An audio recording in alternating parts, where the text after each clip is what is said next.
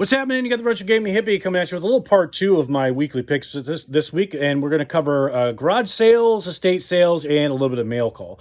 First up, we did some garage sales. We hit a very large community-wide garage sale about 50 miles down the road, and a couple of estate sales out there. And we found some cool plushes, starting off with a Shy Violet Rainbow Bright figure, little Care Bears, a little more modern Care Bears in the box. 1 and 2. And I've heard of My Little Buddy. I had a My Little Buddy, and now I have a My Friend Mikey, which was released a little bit after, I think, My Little Buddy, now that I look at it. A couple more plushes from the E.T. line, a little more modern, but they are some cool little E.T. plushes, kind of creepy, kind of cool. Little DVD box set of The Benny Hill Show. My father and I used to watch quite a bit of this. Benny Hill's really silly and crazy, kooky British humor. And then they had a whole bunch of patches that I thought were super cool. The ones I wanted the most that I'll show you here that I'm going to keep for sure are a really cool Spider-Man, a really cool Jaws, and then another really cool Spider-Man hat.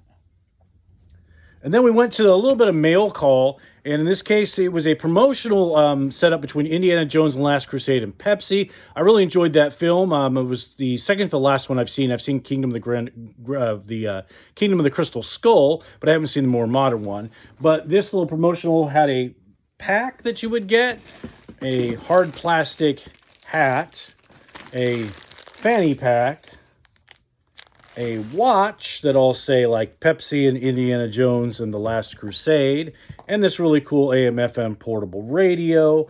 But then that seller also had in this little listing, because it was $75 for all that, the Indiana Jones stuff, but then they also had this pretty rare to find Indiana Jones and the Temple of Doom lunchbox that's in really good shape, and of course it has its thermos. That's a really, really good Indiana Jones film. Surprised they did a lunchbox on that. It's kind of a brutal film.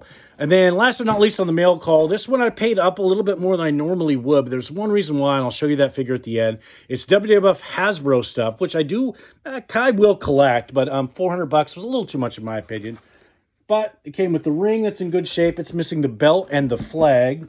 I love carrying cases, so it came with the carrying case. And then there are 20 of the Hasbro figures. Nothing really special. I'll show you a couple here. I would say probably the more sought after from this line or rare would be the Undertaker.